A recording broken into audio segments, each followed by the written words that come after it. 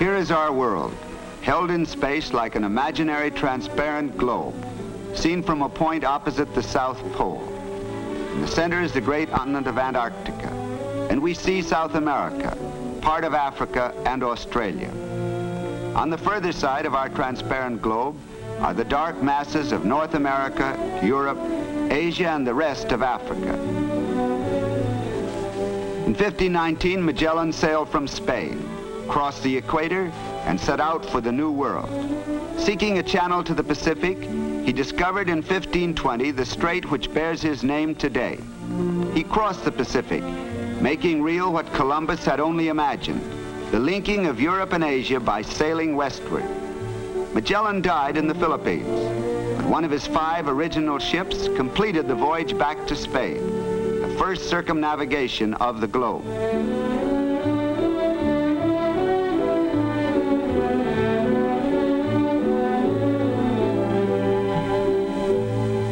Thus, Magellan was the first European to set eye on the region we know as Chile, when he made his way through the tip of South America, which of all the continents lies nearest the South Pole. Down the Pacific coast stretches the 2,600-mile length of Chile. The central part is today rich and prosperous, but the southern part is still remote, comparatively unpopulated, largely unknown. Yet how richly it deserves to be known. This land of beauty, this region so full of contrasts in its gifts from nature.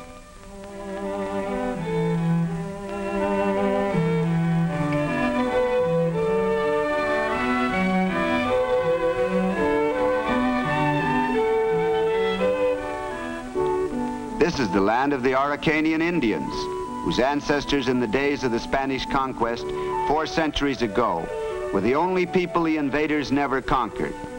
Today they are only a remnant of that great tribe.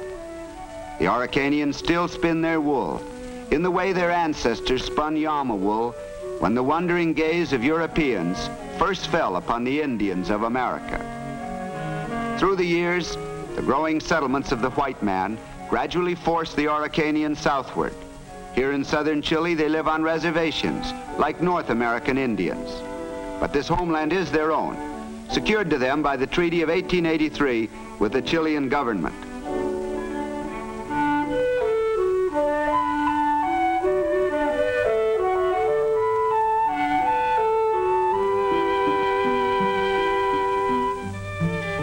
Traditional and beautiful is the woman's headdress, made of hundreds of tiny silver coins.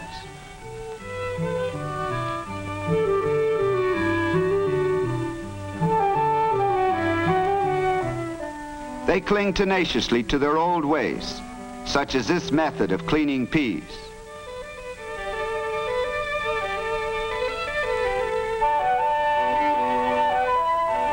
Strange wooden poles are grave markers. When these people need rain, they tie a black bull to the pole. When they want clear weather, they use a white animal. And they keep the forms of their old religion. As the medicine woman chants and beats her drum, her daughter performs the dance of thanksgiving for the favors of the tribal god.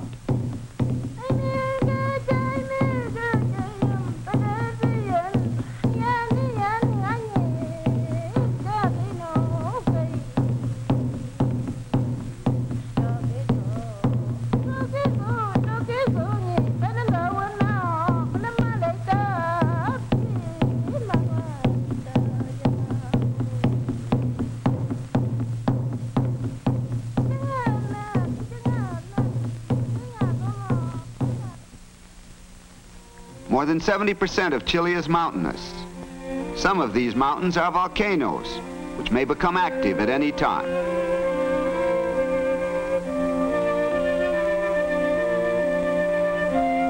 Hot ashes from the volcanoes sometimes cause damage to South Chile's forests, though much of the timberland is beyond reach of volcanic action.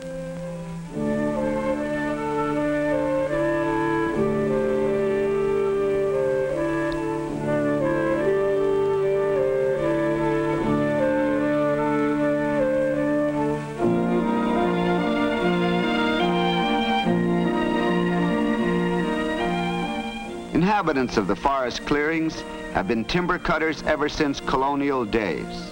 The forests, among the densest in the world, still cover about 1/2 of the land. For a small country, Chile has a splendid, though undeveloped, resource in her timber.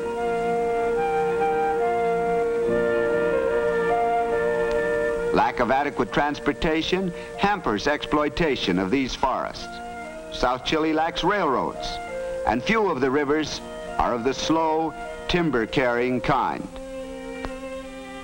But the region abounds in small, turbulent rivers filled with the melted snows of the Andes. These streams, if harnessed, would add greatly to Chile's use of electric power. In the rich Central Valley further north, Chile uses more electric power per capita than any other country south of the United States. To the uninitiated, a great surprise of South Chile is its beautiful lake district. There are 10 large lakes and many smaller ones.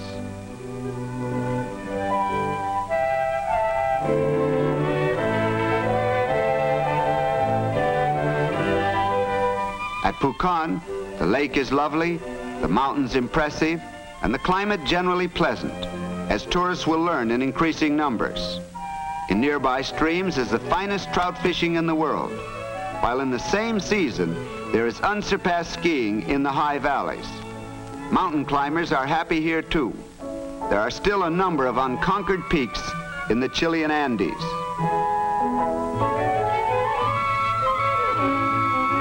This region is much like the Bavarian Alps, not only in its scenery, but in many of its buildings, such as this little church.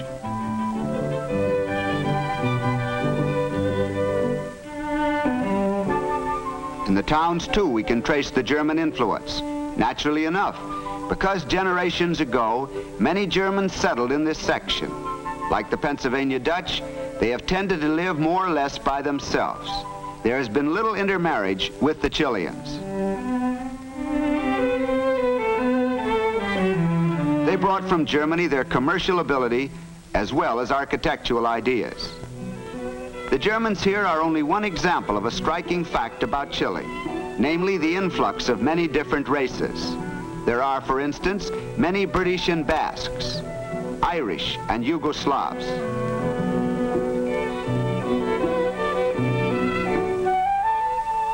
The port of Castro is on the island of Chiloé, where the real South Chile begins.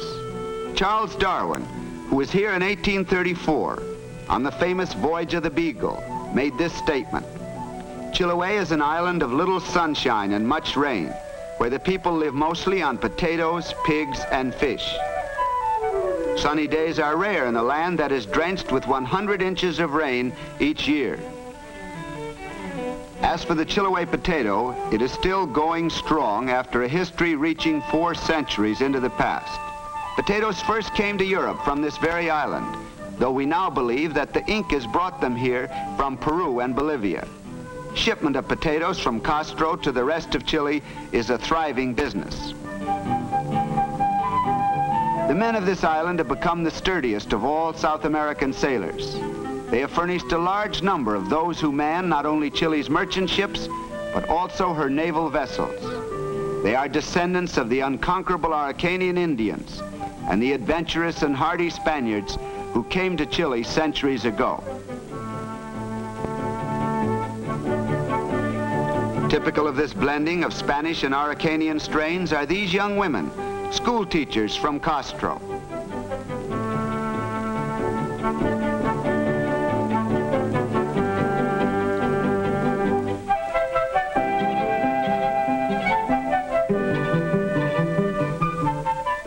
Bound south by ship, touching the island of Chiloé at its port of Castro, and then over the rest of an amazing 1,000-mile voyage, by open sea when weather permits, by the inland passage when the weather is bad. The destination is Punta Uranus, southernmost city in the world. On this voyage, the ship has made its way through a truly forbidding part of this world of ours. The channel, only a mile or so wide, is hemmed in by massive headlands laden with wild forests. Beyond the shores lie vast areas still unexplored. There is constant mist and rain. rain to the amount of 200 inches per year. As we approach the Strait of Magellan, the coast becomes a labyrinth of narrow channels and countless islands. The resemblance to the fjords of Norway is very striking. Great glaciers, formed in deep Andean troughs, come down to a coast continuously lashed by rain and high winds. And back of these glaciers lies an extraordinary ice field, 200 miles long, largely unexplored. If we could look at southernmost Chile in cross-section, we would see that high winds from the Pacific, cloud-laden skies, low temperatures, and torrential rains join in assaulting the coastal area with a nearly continuous bombardment of the worst weather in the world. And then the Andes intervene. To the east of the Great Range, the sun is triumphant. Rainfall is moderate, temperatures are endurable, and so human life is possible on the great plains that stretch eastward to the Atlantic.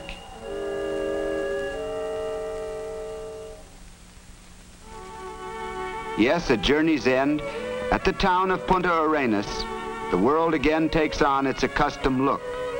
After the long journey from the north, much of it through uninhabited regions, here is a busy and attractive little port of 25,000 inhabitants. Most of the men among the passengers are coming down for the annual shearing in the nearby sheep country.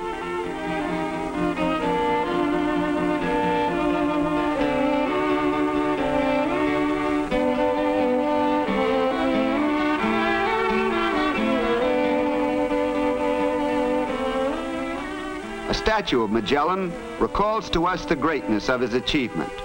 He discovered a way to the Far East by sailing westward, a way to hurdle that great obstacle, the newfound continent of America. It was he who made the roundness of our globe a useful fact in the life of mankind. Tierra del Fuego. On calm days, one looks across the strait to the shores of a land bearing a name every schoolboy knows, Tierra del Fuego, the land of fire. To Punta Uranus clings the great tradition of the clipper ships, for these gallant vessels of the old sailing days had this as a port of call.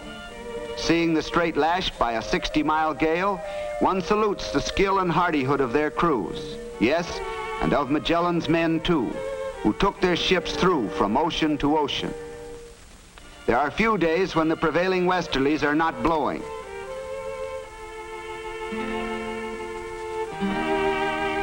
The grasslands withstand the stiff breezes well enough, but the trees have a hard time of it. We are in Chilean Patagonia now, and unlike the flatlands of Tierra del Fuego and of Argentina just to the north, this area is in some parts wooded and hilly, even mountainous. But trees exposed to the winds become weirdly deformed and denuded.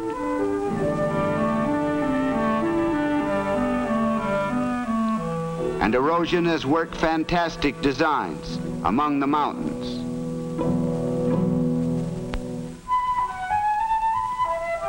The sheep-raising area, appearing now in white, includes the flatlands of Chile reaching to the Atlantic on both sides of the Strait of Magellan, and a large part of the Patagonian plain of Argentina. Strangely enough, the great value of this region for sheep-raising was not realized until about 1877, when enterprising newcomers from England and Scotland started it all. By 1885, there were about 40,000 head of sheep.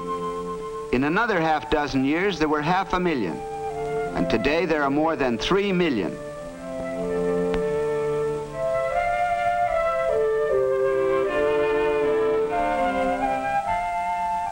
The pasturage is excellent because rainfall is ample but not excessive, and because after the rain, strong winds dry the grazing lands. Prevailing temperatures favor the growth of the wool. Ownership of the ranges and herds is largely Chilean, but the management is commonly in the hands of experts from Great Britain or Ireland. Altogether, this is a sheep raiser's paradise, much like North Scotland or the Hebrides. It's pretty nice for the sheep, too. Of course, they don't know that each year about 1 million of them go to market to be turned into choice mutton.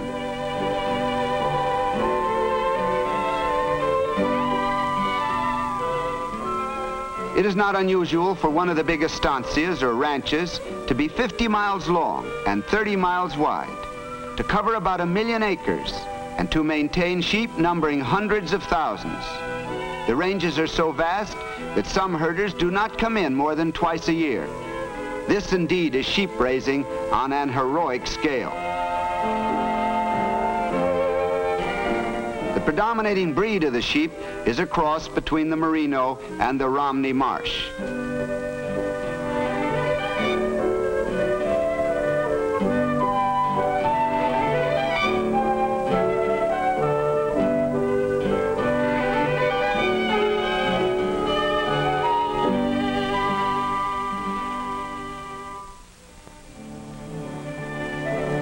The great event here in the Chilean sheep country is the clip, or shearing.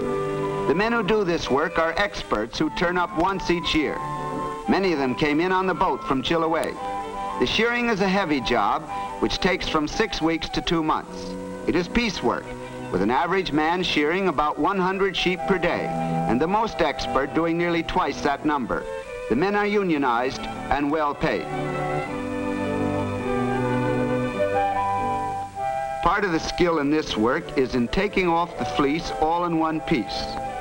For shearing on this scale, electric machinery is needed.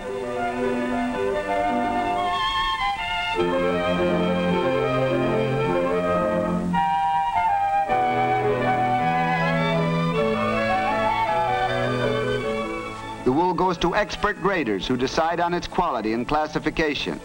These specialists are often men who have come all the way from England just to do this work.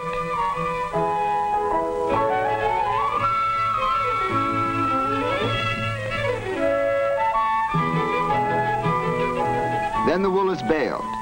Again, it seems extraordinary, after traveling through 1,000 miles of spectacular, unpopulated wilderness, to find this thriving industry.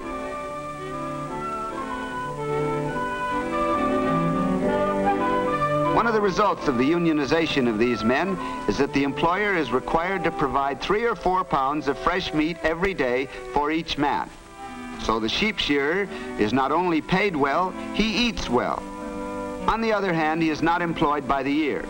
And it must be said that if any of these men happens to detest mutton stew, he has made an unfortunate choice of a profession.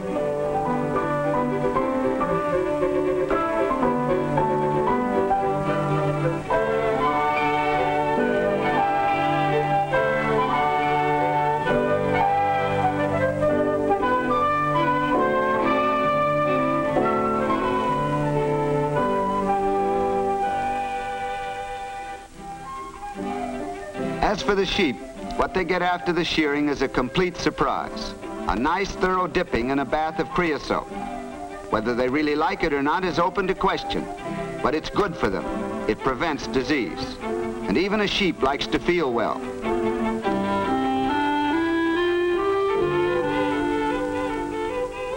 Soon the sheep will go out again for another year on the range, while their recent coats of fleecy wool, now carefully baled, start the journey to the docks at Punta Uranus, and from there to countless spindles and looms in distant lands.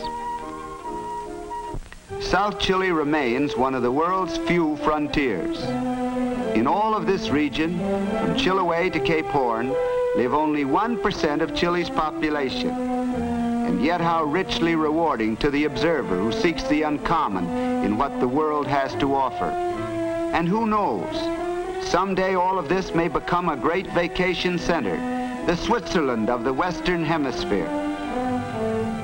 In the meantime, South Chile has not quite its counterpart anywhere on the globe. It is fascinating in its strangeness, in the aloofness of much of it to man, in its mysteries and in its unsolved problems. Fascinating, too, in its sheer, stark beauty.